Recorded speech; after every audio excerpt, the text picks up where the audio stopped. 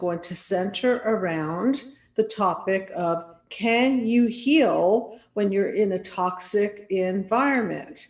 And we're going to go into the mind map as I usually do. And we're going to talk about your environment, your psychological environment, more specifically, work psychological environment, your relationship psychological environment, and other environments that you exist in. And we can look at it through the lens of toxicity tonight. So, what do you think?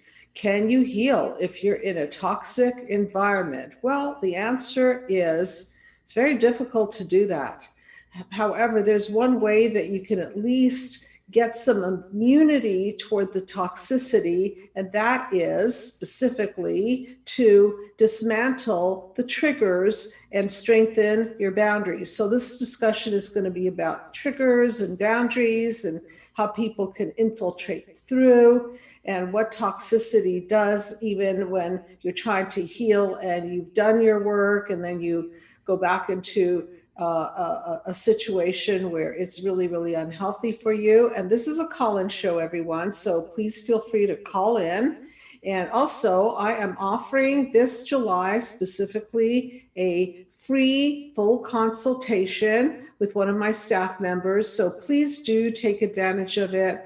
We want you to understand the system of the mind map and how powerful it is. We have literally healed thousands upon thousands of people, addressing childhood wounds of neglect and abuse, and also dealing with environments and how the toxicity of an environment, meaning who you're with, who you surround yourself with, makes a huge difference. And I'm sure that there are plenty of people listening tonight who have been affected and infected by their environment. I definitely get a lot of people who come in for therapy and then they're still in that horrific, toxic environment. And it's really, really hard for them to, especially once you get healthier, it's really hard to be in a place where you're not being supported, where you don't feel that people have your back, where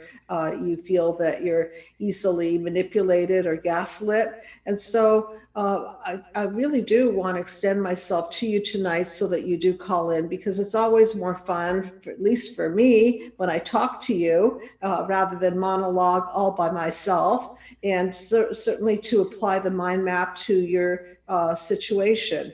So let's put the mind map up there so we can look at that mind map and talk about toxicity. So if you look at panel number 1, you will see the toxicity as metaphorically represented by the shadows that shadow over that light. Now, that light is your potential, your full potential to manifest the best of your best. However, when we unfortunately are either abused physically, sexually, verbally, emotionally, when we're neglected, when we're controlled, when we're smothered, it shadows over us and it interferes with our ability to grow. And so that you can see that the first level of toxicity from a mind map perspective is who your family of origin is, who your parents are, your primary caregiver, your secondary caregiver, and then the extended family, the culture that you come from, and also the multi-generations of people that have trickled down their psychopathology. So now that you have been affected by that, I like to use the word infected by that. Now you work hard to clean yourself and clear your mind and process your feelings. And so I can't overemphasize how important it is to then, once you're relatively clean and clear of this, to then make sure that your environment supports your new emerging self.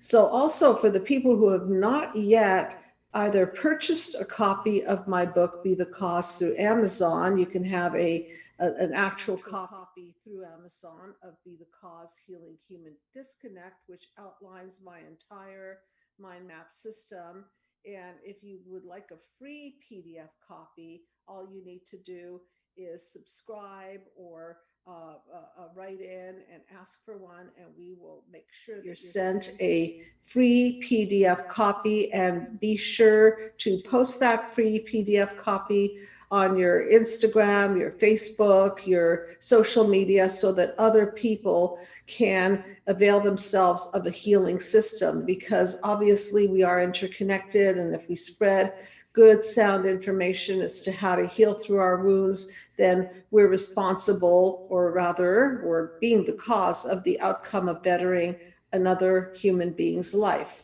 Let's go into these childhood wounds that I'm talking about. And I know I repeat myself, but it's that important. And as we all know, repetition is the mother of learning. So these childhood wounds specifically are verbal abuse, physical abuse, sexual abuse, neglect, and smothering.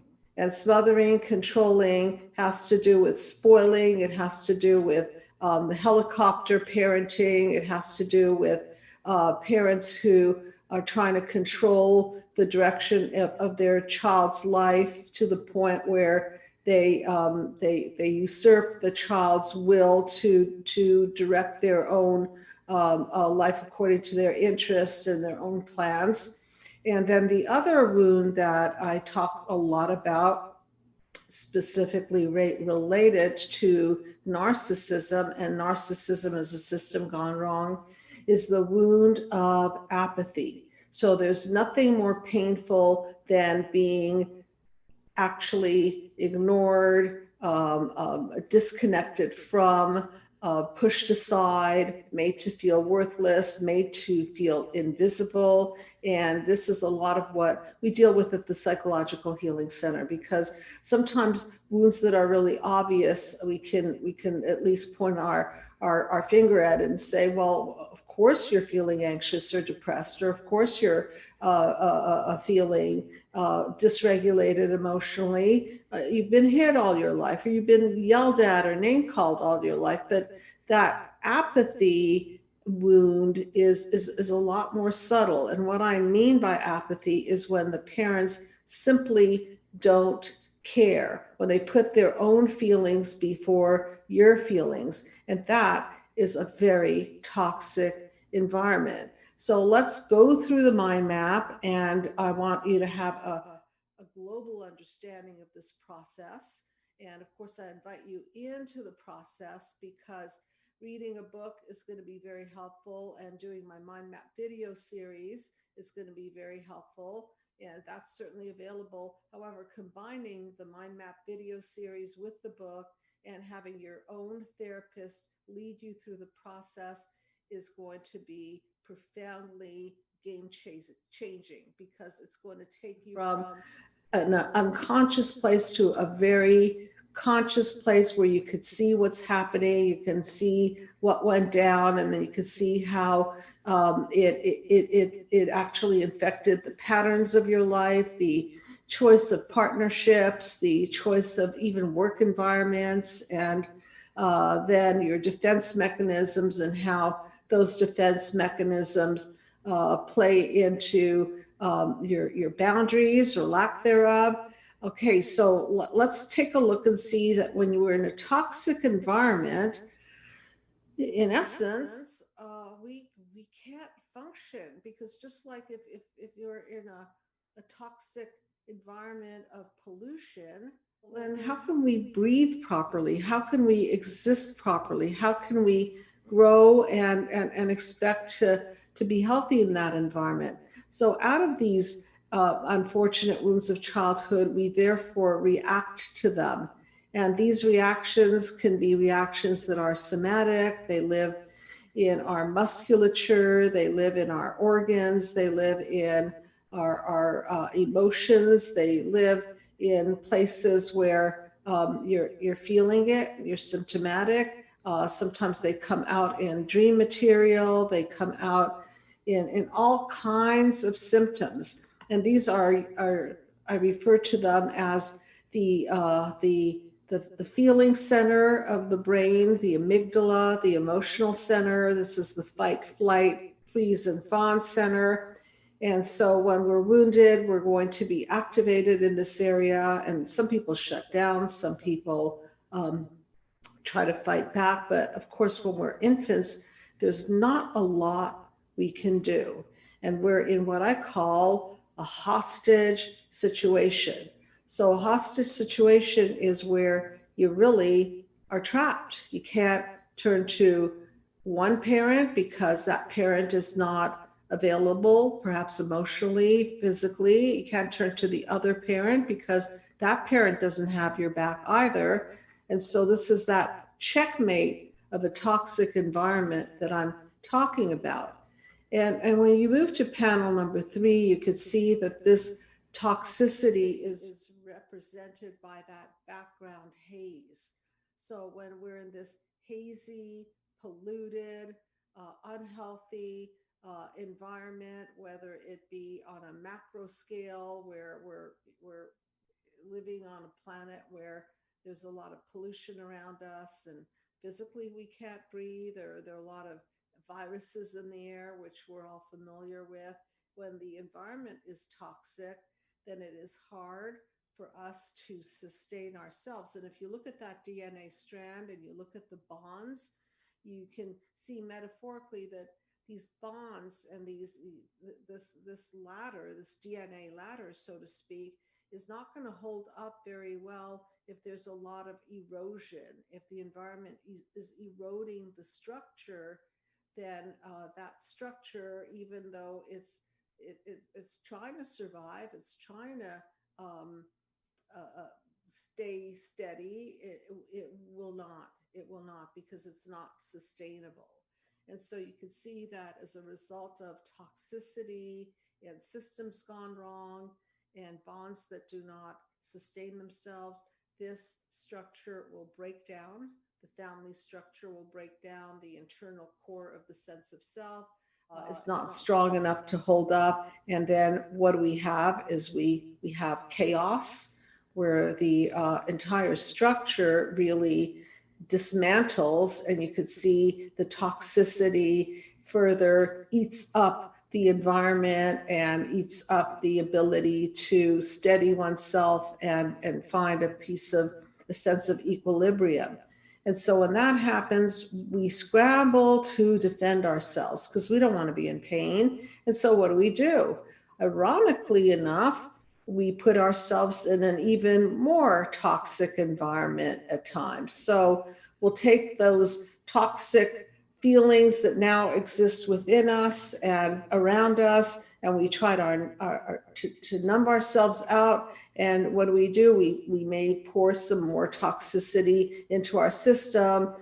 Could be alcohol, it could be drugs, could be gambling, it could be porn, it could be any level of unhealth that then creates around us a kind of prison system that is meant to protect us, is meant to numb out the pain, but doesn't really work. So now we're not only surrounded by toxicity from the outside, we now are a walking ism of toxicity. And so it's really, really hard because now we're feeling it on the inside, we've got it on the outside, and there's another double dungeon checkmate for you. And this is a call-in show, everybody. So please call in. I want to know about your struggles to heal, your struggle to find balance and peace in your life, and what happens to you when you then go back into the same toxic environment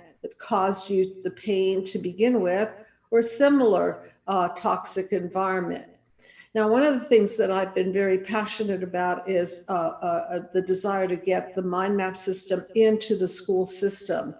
But here's the challenge. And if anybody has any inroads to school systems, I'd love to talk to you about it, because an ounce of prevention is worth everything. So if we could prevent our children from becoming infiltrated with toxicity and negative core beliefs, if we could prevent our children from believing that they're stupid and ugly and worthless and bad, if we could prevent children from being toxic to each other in the form of bullying, then we can be the cause of creating a very, very wonderful and strong and sustainable next generation. But here's the problem with helping the child and not the family. So now the child is feeling better, going to therapy and so on and so forth. And then you know what happens next?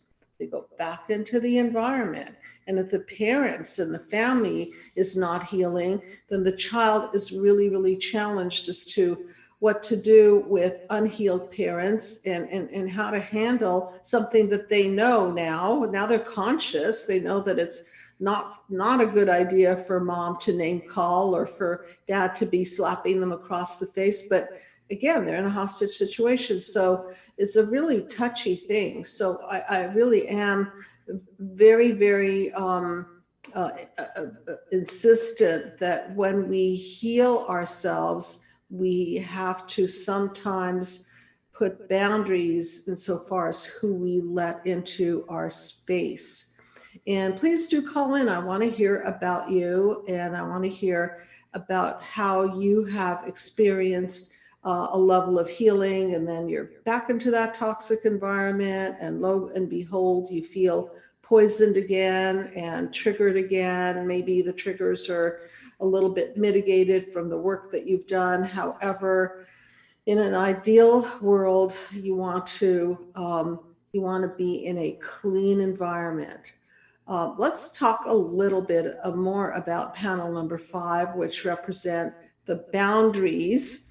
And the boundaries are what helps to keep the toxicity out. So certainly if you've got non-permeable boundaries, then you're more tending to avoid people and shut the whole world out, which sounds like a good idea in some cases, certainly a very good idea if you're in a really, really toxic situation. It's a great idea to just shut the whole world out. However, if we shut everybody out, we also don't let in the light, and we don't let in other people's feedback. We don't let in other people's ideas. We don't let in other people's love. And so we will die on the vine. We'll be protected, yes, but maybe not so much, because we'll wither away without any psychological and physical and emotional nutrients. Now, if our boundaries are too permeable, and we allow for people to violate our boundaries, and if we allow for people to just come across our boundaries, then we're not being very smart there either. And definitely my team is so aware of how important boundary work is in the schema of the mind map system. It's essential that once you identify the wounds of childhood and the reactions and the encodings and the horrible patternings that you enter into, the next step then is to defend yourself and protect yourself with boundaries. And oftentimes in toxic environments, there are no boundaries. So mother or father or grandma or grandpa will be violating boundaries, which is what makes the environment so toxic. And then the child does not have the protective layer to fight back or to develop some kind of an immunity from harsh words and harsh treatment. And so the toxicity is so easily penetrated because as children, we soak in the environment. And please do call in. I want to hear from you. And the number is, I believe, on the screen. And for those of you who wish to have a free consultation, if you don't like to talk on air, I understand. You're welcome to have that consultation with one of the members of the staff. And also, you're welcome to have that free copy of the book. And please do connect with us so that we can provide you all of that. And then for those of you who are watching the show after the fact, then you can contact the Psychological Healing Center and the number on the website, Judy, which we do is have a caller. okay. I'm so happy to hear that. Hi, Let them in. you're on air. And what is your name, please? And you can make one up if you're not comfortable sharing your actual name. So, Hey, Dr. Judy, it's Kevin. hey, how you doing? Nice to hear from you. I'm doing good. Good. Okay. I'll have to come in to see you again soon. Please do. Anytime. Yeah, this is a great topic. It's like what my experience of this has been, as you know, from my journey the last year and a half. Mm-hmm. It's like for my own personal experience, it really is important to have as much no contact for as long as possible to really get that chance to get strong. I mean, yes. I think that's what's helped me more than anything. Okay. And also to find, like if I having to go back into the situation, to know the safe people and the healthy people. Absolutely. And Kevin, because, really, it's so nice to hear from you. I'm delighted to hear from you. So, and you're right. It's not enough just to get healthy because, it's kind of like taking a shower and then jumping in the mud. Why would you want to do that? Exactly. Right. Exactly. Yeah. And I can't tell you how many people can't help it but to go back into that work environment or go back to that school or go back into the family environment. And sometimes you just can't help it. So that's where those boundaries are really, really important in the circumstances where you've got to make a living and you've got to deal with your narcissistic boss. What are you going to do? You need the paycheck. So you can't jeopardize your family, right? But tell me a little bit more about what inspired you to call in tonight and maybe share a little about your boundaries and what you're doing about them. Yeah, I spoke to my mother a couple of days ago. Mm-hmm. I guess like a week or two ago. And as you know, like she's got alcohol-related dementia, but it seems to be sort of convenient as to when she wants to have it. So I'm not quite sold on the fact that it's just full on dementia, which is, her way of coping with things now. Okay. But, I had made the decision in Al-Anon about a year and a half ago to really limit the contact to pretty much nothing. And I noticed as soon as I really made that decision, somebody who has had a lot of recovery said to me, you can call me, if you need to call somebody, because they had a similar situation. It wouldn't get any better. And that just gave me the strength to really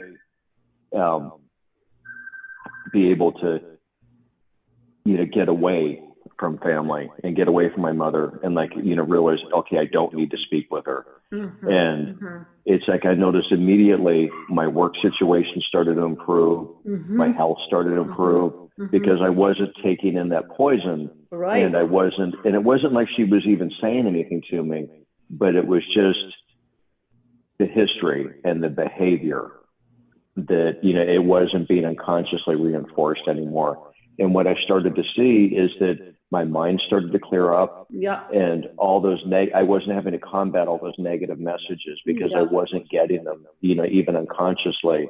Mm-hmm. And then, I went a while and then I spoke to her like 6 months later. She called me on my birthday and she was out of it. And, and I got off quickly and I was okay. A friend of mine, my birthday is right around Mother's Day. And I called her on Mother's Day against my better judgment. And it was bad. It was just bad. And I knew then it's like, okay, this is evidence, that this is just not healthy. So I have really limited my contact. It's like it's pretty much just limited to cards because I notice when I do speak with her, it's very depressing. And, I've learned to just I used to work with severely emotionally disturbed kids, and they used to tell us you need to teach them natural and logical consequences. So to me, the natural and logical consequence of not wanting to talk to somebody is you don't call that person. Right. And so her behavior, when it's been better, she behaves herself more, but it's really best for me not to talk to her. And I I told her sister, my aunt, who just passed away recently, and we had gotten to be really close. I told her about my mother's drink, and she had no idea about it. And it's like, so I knew I had a safe person. She said, I believe you. She validated everything. Yeah. And it's like, that was worth more than anything, Yeah. And like the people that aren't the flying monkeys, it's like, that's what's necessary, is finding those people that aren't the flying monkeys. And that's that, the validate you. opposite. That's the opposite of the toxic environment. And all you need are a few of these enlightened witnesses to reinforce your sanity, like your aunt did for you. And we bring up that great point that even though she may not say much, after all, she's demented and older and quiet, just her presence and even her facial expressions, or just visually looking at her, we do have associations with the people who hurt us. And even if they're sitting there quiet as a mouse, we're remembering all of the harsh words that came out of their mouth, and we're remembering the harsh gestures and the facial expressions. And these are triggers. And, I'm being really, really transparent here. There's only so much I can do and a therapist can do to give people immunity toward this, because you can just, we worked really hard to dismantle a lot of stuff, and we did that. However, if you're just going to sit there and marinate in the same old, eventually it's going to eat away at you. And we're only human, especially for highly sensitive people. Those people just, no way. Yeah, because my friend at Al-Anon, when she told me, she'd had a similar thing with her mother, who was alcoholic, and she's, my friend's older than me, and she said, it's not going to change. And she said, you find that you start to feel better, so you call. And I said, exactly. She said, it's like an alcoholic. You get away from alcohol for a little while, and then you think, I can take a drink, And so she said, it's the same. It's the same thing, because you feel better, but she has not changed. No, and that's why, so you're just right back to square one. Totally. That's why I put out YouTube videos like "The Herder Can't Be the Healer," because that's the true What the Freud, where we try to get back to these same old people who hurt us in the hopes that they've changed, in the hopes that they will now understand us and empathize with us, and they don't. And that's what makes it even more toxic. And especially with kids, what do you do when you're a therapist and the child is coming to you and revealing how much they're hurting in their home environment, and mommy dearest and daddy dearest, they don't want to do a damn thing to change their behavior? It's really, really sad. And that's why it's so important, if you're a mental health professional, please treat the family if at all possible. Please do, because that kid has to go back into a healthy environment and have that parent be somewhat of an enlightened witness to what their pain is, and to mirror that back to them. So was there anything else that you wanted to share about how people can really, they don't have to challenge themselves to go back into these places that were hurtful and poisonous to their well-being? Yeah, I'd say the big thing is just put yourself first. Yeah, I think that's perfect. And do the opposite. I mean, that's the thing. It's like, especially if it's a parent, you think, you want to be there, and, it's just natural to want to have a loving parent, have a good relationship. Yes. But sometimes it's not going to, it's not going to change. Like, find somebody else. Like, I was listening to something the other day that said, it was the benefits of giving up that hope. And when you give up that hope, that you're going to have a relationship, you can be open to finding it somewhere else. Because I've found it with other people. Like, my dad's been passed away. My dad was although he was violent, was the better parent. And, Mother's Day and Father's Day are always depressing, And my acting coach, I got him a really nice card, and I gave it to him. I said, because it's like he's been my dad for the last 30 years, Mm-hmm. and I've had, find healthy people. Mm-hmm. That's really the only solution, because the other people aren't going to get it. They don't want to get healthy because they don't think there's anything wrong. Right. So listen, everybody, put yourself first, and by all Yeah. means, find your clan, find the people that are going to be the healthy people that support you. And there's no obligation for you to go back into the system. And if you've got to be what they call gray rock, low contact, and you want to say Happy Mother's Day, Happy Father's Day, Merry Christmas, Happy Hanukkah, whatever holiday you celebrate, then you can do it with minimal contact and putting yourself as number one. And if you're feeling the pain, if they're getting under your skin, if they're trying to guilt you and shame you back into the system, if they gaslight you back into the system, well, hopefully you now know so much more by studying the mind map and how systems can go wrong, and what gaslighting truly is. And I think I'll go into that next. But I really, really appreciate you calling in, and you've done so much work. You don't deserve to jump into the mud. Just, stay out of the mud. Yeah. Thanks, Dr. Judy. Okay. All right. Take care, Kevin. Okay. Okay. Okay. Bye. Okay. Good night. Bye. So what's gaslighting? That's a common word that's thrown around. Gaslighting is when people induce you into feeling crazy. So there was a movie back in I believe the 1930s or 40s. It was called Gaslight. I love the film. I highly recommend it. It's about a husband that drives his wife crazy and makes her doubt her sanity. So that's what gaslighting is. And that is highly, highly toxic, especially to people pleasers who don't think that people could possibly do something like that. And doing therapy with so many people, it's so evident to me that the nicer the people are, the more positive projection people have on others, meaning they take for granted the good in other people, the more easily they can be manipulated into a toxic system and actually made to believe that they're wrong, they're crazy, look how wonderful that person is. And the whole society can then mirror it, because I've talked endlessly about how overt narcissists, especially covert narcissists, can appear very, very charming and very, very empathetic and the pillar of the community and charitable and all of that, and a bag of chips, right?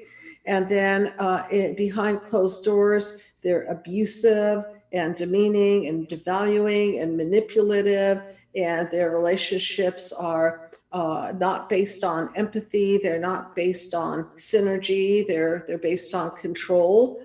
And it's really easy for that to be hidden behind closed doors. And that is a toxic relationship, especially when everyone says to you, oh, what are you talking about? You've got an amazing husband. You've got an amazing wife. You're so lucky. I hear this all the time in the treatment room, where people will say, well, what's wrong with me? Everyone loves Billy. Everybody loves Susie. She's just the talk of the town. And she's so social and so warm to everybody. And she's always got a big smile on her face. And then something else behind closed doors. And so this gets the person questioning. And so that's where the toxicity, you have to really bust the system gone wrong, because if you think that you're the crazy one and you're the toxic one, that's why it's important to have an objective observer looking into the system, so that you don't get fooled and you don't get gaslit. You don't drive yourself crazy and stay in the relationship and try harder, because that's what they want. They want you to try harder and harder and harder and harder. And if you can't please them this way, then they're going to give you another way to please them, and that's not going to work. And you know why it's not going to work? Because they have a hole in their soul. And if you're doing all that pleasing and bending over backwards, then you have a hole in the soul too. It's just that it's a different kind of hole in the soul, but they fit together, pathologically fit together. I don't mean fit together in a really healthy way. So let's talk about what a non-toxic environment is all about. So for me, my definition of a non-toxic environment is where there is synergy. So if you look at panel number 7, you will see the orbs coming together, and you will see light in the center. And you could see that the haze in the background is beginning to fade out, and the light is turning on in a more powerful fashion. And a non-toxic environment is where we have a synergistic system between two people, where you enhance that person and that other person enhances you. And as a result of the two of you sharing your mind, body, soul, or whatever you're sharing, as a result of that, you have more light to give to each other and even the people around you. And when you create that kind of system, it's a growth inducing system. It's the opposite of what I refer to as a vampiring system. The vampiring system is quite where everything is sucking you dry, and you begin to feel toxic because literally you feel that you're being poisoned by another person. And in my book, Be the Cause Healing Human Disconnect, I write about studies that illustrate what happens when we're around toxic people, toxic environments. And obviously, the mind and body are connected. And so physically, people will feel tired and drained and sick, and their stomach will hurt, and they might get a headache, or they might start feeling depressed, or their heart will start racing. They might feel anxiety and a sense of threat in the environment. So please listen to those feelings. They're seriously talking to you. And that's why in the mind map system, I don't treat symptoms, because we've got to go to the cause of these symptoms. So what I mean by that is listen to your symptoms, because they're telling you a story. They're telling you about what happened and how you got hurt and how you were boundary violated, and specifically showing you that it's not okay. Something's not okay. So these symptoms are important to listen to, rather than just medicate them or meditate them away for the moment. Or not that I'm against meditation. I'm just not big on not doing the work to address the cause behind the symptoms. Because if you don't address the cause, then you just keep doing the what the Freud, which is the loop through, which is activating all of the panel 1, 2, 3 injuries, and then creating this activation and having it land in chaos and defenses and ultimate breakdowns. So I'm hoping that there's going to be another caller or two. We definitely have time for that. And please do call in so that we can really look at your life through the lens of the mind map and what happens when you're in a toxic environment. So I want to talk a little bit about some general things that I see in the therapy room, or now more commonly in the Zoom room. And by the way,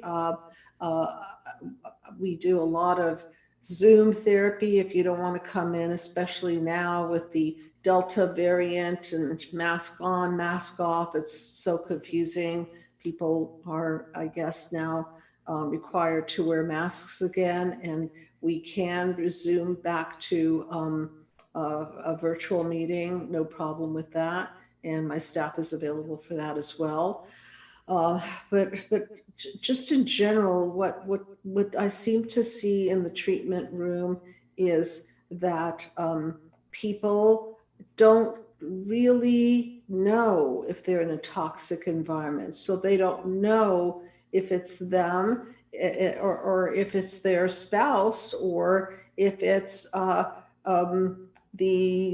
work environment that they should listen to and work a little bit harder and maybe please a little bit more. So how do you know the difference? I think one way that you can know the difference is simply by trying to address the problem with the person.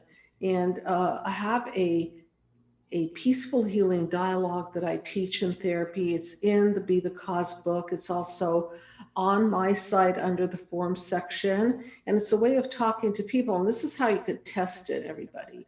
So what you do is you say to the person, let's say it's your boss, Bill, can I talk to you about the other day when you confronted me in front of the other employees about my mistake on that spreadsheet. Can I talk to you about that? And if you get a bunch of defensiveness, if you get a bunch of attacking back at you, then you probably um, smart enough to figure out that that is a toxic person. If the person is willing to talk to you and listen and understand, and if you're willing to say, look, I don't mind you pointing out mistakes that I make because I'm going to grow from that. It was very, very embarrassing when you did that publicly. And if they're not at least saying, yep, you've got a point, next time that happens and we're all human, I'll just pull you aside and I'll privately point out any of the things that need to be looked at and improved upon. So if you don't have conversations that have to do with the other person empathically listening, attuning to you, owning their own piece in it, coming up with solutions, you're probably talking to a pretty toxic person. So I want you to have these cues and clues, because a large part of what I see are people questioning themselves. And did I do it right? Or, am I wrong to feel this way? Or should I try harder with these people? Or, boy, I'm really an idiot. I'm such a loser. And those are those core beliefs that are so important to dismantle. But don't forget, we could do the work. We could identify the childhood wounds and the reactions and all the encodings and dismantle. But again, if you keep putting yourself in these toxic environments, then it's really, really very, very difficult to heal. And if you, let's put it this way, if you're in a much more healed state, then why would you want to be in those toxic environments? Kevin was just talking about how his desire to be in the presence of his mother, which is not feeling very nurturing to him, is lessening. So he's minimizing the contact, as he should, because he's putting himself first. And so if there are no other callers, then again, I want to remind you to please call the Psychological Healing Center, get your free consultation, be in touch with us, and download a copy of the book. And then for those of you who have not partaken in the Mind Map video series, you can purchase the Mind Map video series, and I break down the mind map into the 9 panels, and I connect the dots and help you to identify the past that you've encoded into the fiber of your being, and then decode all of this misinformation that's hurt you, and then recode you into health so that you can extricate yourself from the toxicity. You can extricate yourself from the system gone wrong, and then you can reboot and hopefully have the common sense not to jump back into the mud. And so if no one else wants to call in, maybe I'll give it a few seconds. Are there any other call-ins here? Not right now, no. Not, or anybody ask any questions in the chat room? I'm happy to answer those too. Not specific questions. Okay, okay. All right, so I want to Shrink a Tune by Imagine Dragons, one of my favorite bands. And the song is a song that most of you probably know. It's called Radioactive, and it just reminds me of our toxic world, our toxic environment, our inability to protect ourselves from these fumes, whether they be emotional fumes or physical fumes. And so I'm going to read it to you and I'll shrink it with you. Whoa, oh, whoa, whoa. I'm waking up to ash and dust. I wipe my brow and I sweat my rust. I'm breathing in the chemicals. So whether they're the physical chemicals or they're the toxicity of your environment, your emotional environment, it's a metaphor. It's a metaphor for it surrounding you, and you're now taking it in, you're breathing it in. I'm breathing, I'm breaking in, shaping up, then checking out on the prison bus. That is it, the apocalypse. So it's like an apocalypse, and they're checking out on the prison bus. So somehow there's this sense of a prison and entrapment, and it's this doomed sense of the apocalypse. I call it that double dungeon of darkness where you can't turn anywhere. I'm waking up, I feel it in my bones. So remember, I was talking about how it gets so physical, it's so psychosomatic. So it's now getting into your bones, it's infiltrating into your muscles and your bones, enough to make my systems blow. So, yeah, there's that implosion that I talk much about. Welcome to the new age, to the new age. Welcome to the new age. Oh, I'm radioactive, radioactive.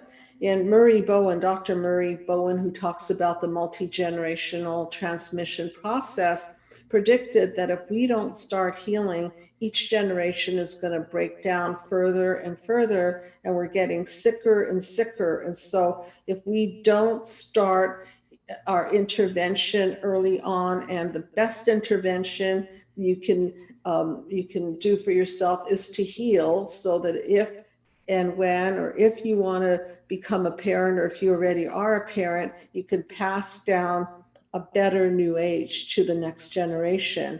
I raise my flags, don my clothes. It's a revolution, I suppose. We'll paint it red to fit right in. Whoa.